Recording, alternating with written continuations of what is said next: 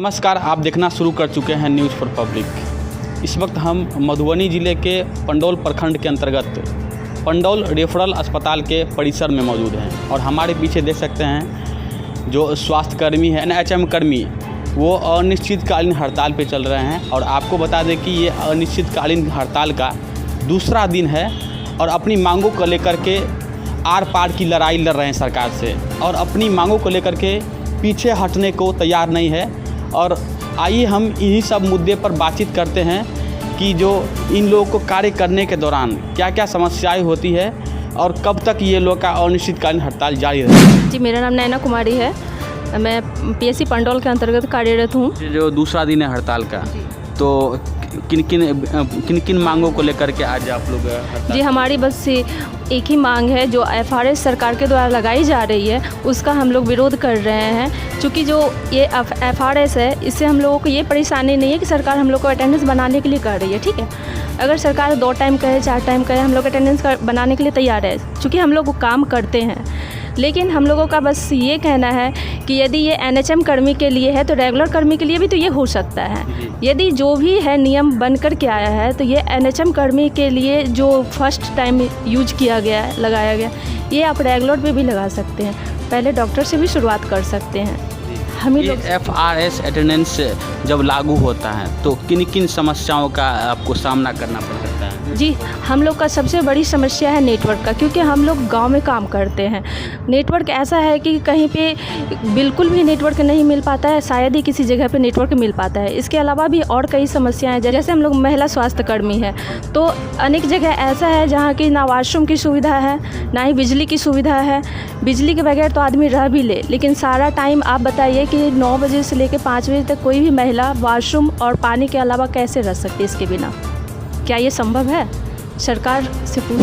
भगवान Singh Gurjar, GNM staff nurse PHC Pandaul. हमें FRS लागू हुआ है, इससे कोई प्रॉब्लम नहीं है। एफआरएस से प्रॉब्लम नहीं है। संशोधन क्या होना चाहिए, ये बताइए। संशोधन का तो अभी गाइडलाइन आएगा, उसके बाद में पता चलेगा कि हमें ज़्यादा प्रॉब्लम किस चीज़। वर्तमान में क्या ये लागू नहीं हुआ एफआरएस? 100% रजिस्ट्रेशन के लिए कहा गया है, वो हमारे पीएचसी से 100% रजिस्ट्रेशन है, हो चुका है। हम एफआरएस के खिलाफ बिल्कुल नहीं है, लेकिन एफआरएस से जो हमारे प्रॉब्लम आने वाली है उनको भी तो सरकार को होना चाहिए पता। जैसे एफआरएस से लगा दिया, कोई दिक्कत नहीं है। हम 9 बजे पीएचसी पे अभी भी जाते हैं, सब सेंटर पर अब भी जाते हैं, तब भी जाएंगे। 1 घंटे ऊपर नीचे और भी चले जाएंगे, 8 बजे लगवा लो एफआरएस।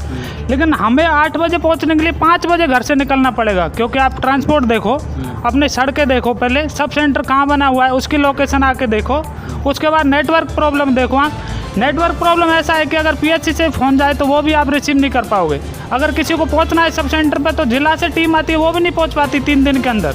वो भी 4 दिन पता करने के बाद में सब सेंटर खोज पाती है। ना कोई रास्ता है, ना कोई आने जाने का है। बाकी रहा आरआई एएनएम दीदियों का इतनी दूर है कि आरआई सेंटर पर जाने के लिए आप कह रहे हो बस और ऑटो, वहाँ नहीं जा सकती, साइकिल भी।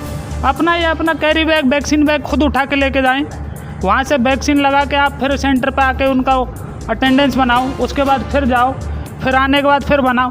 अभी सर्दियों के दिन आने वाले, बिहार का आपको मानसून का पता रहता है, बारिश भी इतनी है और सर्दियों का दिन भी इतना है कि 4:30 और 5 बजे अंधेरा हो जाता है। सबके घर पे छोटे छोटे बाल बच्चे होते हैं, सबके घर पे पूरी फैमिली है। Ladies first, security first. लेकिन अगर आप 5 बजे लेडीज़ को सब सेंटर से छोड़ोगे फेस रिकॉग्नाइज करने के बाद में, तो वो अपने 8 बजे घर पे पहुँचोगे। फैमिली वाले क्या चिंता में रहेंगे? और आपको पता ही है जितना हर तरीके से भ्रष्टाचार के चलते चल रहा है, आज 2,000 रुपये के लिए आदमी किसी का मर्डर करने के लिए तैयार है। अगर बिना ट्रांसपोर्ट के कोई भी निकलेगा, अकेली लेडीज जाएगी, तो उसको अपनी सिक्योरिटी कौन लेगा? एफआरएस सिक्योरिटी लेगा कि आप फेस डाल दिए? नहीं लेगा। हमें एफआरएस से कोई प्रॉब्लम नहीं। एफआरएस लगा रहे हो ठीक है, तो एफआरएस नियमित जो हैं उनके लिए भी लगाओ। यानी हम सभी के लिए समान, हाँ, समान करो ना। अगर हमें लगाना है, एनएचएम कर्मी अब लगाना है, तो जो क्षेत्र में उनको आप एक बार हॉस्पिटल का सेंटर दे दो। 9 बजे आप हमसे लगवा लो और 5 बजे हमसे हटवा लो। 3 टाइम लगवाओ, 4 टाइम इस हॉस्पिटल में हम रह के लगाएंगे, तो यहाँ से यहाँ लगाने में क्या इशू है? लेकिन आप आरआई के लिए 8 किलोमीटर दूर जाओ, फिर सब सेंटर पर आके उसका फेस रिकॉग्नाइज कराओ।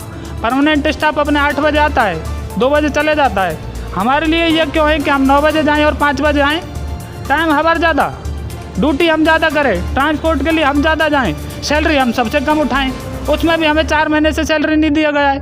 4 महीने सैलरी नहीं मिल रहा है। 4 महीने से सैलरी नहीं मिल कैसे रहा आप लोग भरण पोषण करते हैं, कैसे सर्वाइव करते हैं? भरण पोषण की मत पूछो, रूम मालिक रूम से निकालने को तैयार है, दुकानदार अपना सामान देने से बंद कर दिया है, घर वाले नौकरी होने के बाद आप हमसे मांग रहे हो तो आप किस बात की नौकरी कर रहे हो? घर वालों से अगर मांगेंगे तो आप किस बात की नौकरी कर रहे हो? और इस उम्र में आके घर वालों से मांगेंगे तो फिर जीने का मतलब नहीं है। इस नौकरी करने और नहीं करने से कोई दिक्कत नहीं है। अच्छा, एक प्रश्न आपसे पूछेंगे कि सरकार का कहीं ना कहीं ऐसा मानना है कि FRS के माध्यम से हम 3 टाइम अटेंडेंस लेते हैं, तो जो कार्य में लापरवाह करते थे स्वास्थ्यकर्मी, वो लापरवाही बंद हो जाएगी। इस पर आपका क्या कहना है? अगर FRS के माध्यम से अगर कार्य में लापरवाही पकड़ी जाएगी तो इससे पहले जो बंद हो जाएगी, लापरवाही बंद हो जाएगी। लापरवाही बंद हो जाएगी, लेकिन इससे पहले भी तो अनमोल पे, यूविन पे जितने भी ऑनलाइन डाटा होते थे, ऑफलाइन सर्वेक्षण भी होता है, जिले से भी होता है, अपने स्टेट से भी होता है, उनमें भी तो आप ANM को GNM को देखते हैं।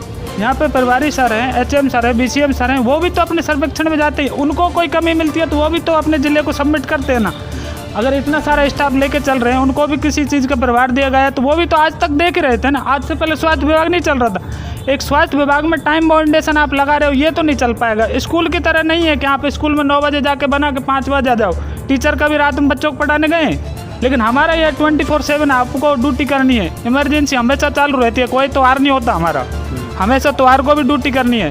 टीचरों को त्योहार की छुट्टी रहती है ना, हर डिपार्टमेंट में त्योहार की छुट्टी रहती है, हमारा कोई त्योहार नहीं होता है। अभी इमरजेंसी आया, स्टाफ नहीं पहुंचा, बाय द वे रास्ते में उसको किसी प्रॉब्लम की वजह से नहीं हुआ तो हम 5 बजे अपना फेस दिखा के निकल जाएं, इमरजेंसी को नहीं देखें। उसको देखेंगे तो हम 5 बजे बाद कह देंगे कि हमारा फेस हो गया, हम नहीं देखेंगे, पेशेंट मर। मेरा नाम हुआ सुधीश नारायण झा, जिला का राष्ट्रपति कर्मचारी महासंघ का जिला मंत्री। आपसे हम ये जानना चाहेंगे कि वर्तमान में सरकार का ऐसा नोटिस भी आया है डिपार्टमेंट का कि अभी वर्तमान में लागू हुआ ही नहीं है ये ऐप, तो अभी से ये विरोध प्रदर्शन हड़ताल क्यों, कार्य भी बाधित हो रहा है, हेल्थ विभाग सारा कुछ चौपट है, तो अभी तो रजिस्ट्रेशन चल रहा है, तो अभी से विरोध क्यों? इस पर जवाब दीजिए। इस पर मेरा कहना है कि केवल NRCM कर्मचारी को ही रजिस्ट्रेशन क्यों हो रहा? हम परमानेंट कर्मचारी हैं, इसका मतलब NRCM कर्मचारी मेरा दुश्मन है, सो बात तो है नहीं। और हम लोग संगठन चलाते हैं, सबों का मान बराबर है, और वही काम NRCM के ANM फील्ड में काम करती है, उसको 15,000 दरमाहा, और वही काम हम करते हैं फील्ड में तो हमको 60,000 रुपया दरमाहा। ये दोहरी नीति क्यों? अगर उससे काम लेता है, 15,000 में काम लेना है, तो हम तो उन लोगों को पूछते हैं, देवता पूछते हैं कि वो लोग 13,000 में 9 बजे से लेकर 5 बजे तक ड्यूटी करती है, तो उस पर ये रजिस्ट्रेशन क्यों हुआ? परमानेंट को क्यों? हमको भी, हम विरोध नहीं कर रहे, हम लोग भी करेंगे, सबको करेगा तो उसको तकलीफ नहीं होगा। उसको तो होता है कि हमको भाया रोक कर रहा है, हमारा मन है, इसलिए हमको प्रश्न कर रहा है। इसलिए परमानेंट कर्मचारी हम यूनियन चलाते हैं, हम इस बात का विरोध करते हैं, हम इनको साथ देते हैं कि नहीं आप लोगों को लागू है, आप लोग डरना कीजिए, हम आपके साथ हैं, आपको हम मदद करें। हम कार्य बहिष्कार करना है, ये लोग काम नहीं करना चाहते हैं, सो बात नहीं है, काम करना चाहते हैं, लेकिन इसके जेबी में तो नेट है नहीं, ये वहाँ से नेट से फोटो खींच के भेजता है, पहुँचतेगा नहीं, तो हर उपकरण को वाईफाई से व्यवस्था कर दे तो वहाँ हम खींच के भेजेंगे। अगर हम भेजते हैं यहाँ पहुँचता नहीं तो वहाँ एब्सेंट कर देता है, उसमें है कि अगर नहीं पहुँचेगा तो एब्सेंट कर देंगे, सैलरी कट जाएगा। 13,000 में अगर सैलरी कट दिया जाएगा तो मुझे मर जाएगा। तो हम ही पर ये लागू क्यों, सभी पर क्यों नहीं लागू? यानी आपका कहना है कि सभी पर लागू होना चाहिए, सभी पर, परमानेंट कर्मचारी, डॉक्टर, सबको, डॉक्टर, कर्मी, सुपरवाइजर, मैनेजर, सब पर लागू हो कि वो 8 बजे 9 बजे से लेकर 5 बजे तक इस फोटो के आधार पर रहे, नेट के आधार पर रहे। NRCM के ही कर्मचारी क्यों? ये हम लोग कहना है कि अभी जो संविदा के हिसाब से उसे स्थापित किया जा रहा है, संविदा कर्मचारी के रजिस्ट्रेशन हो रहा, परमानेंट क्यों नहीं कर रहा?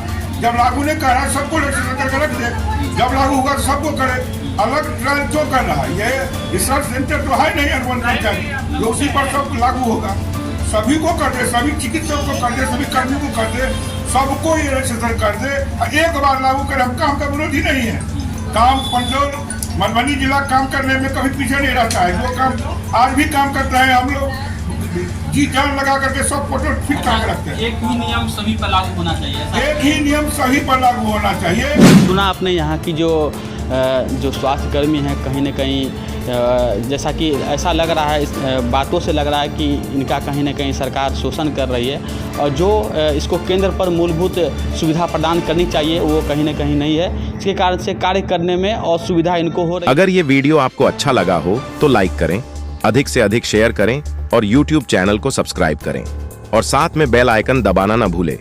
अगर ये वीडियो आप Facebook पेज पर देख रहे हैं तो पेज को फॉलो जरूर करें।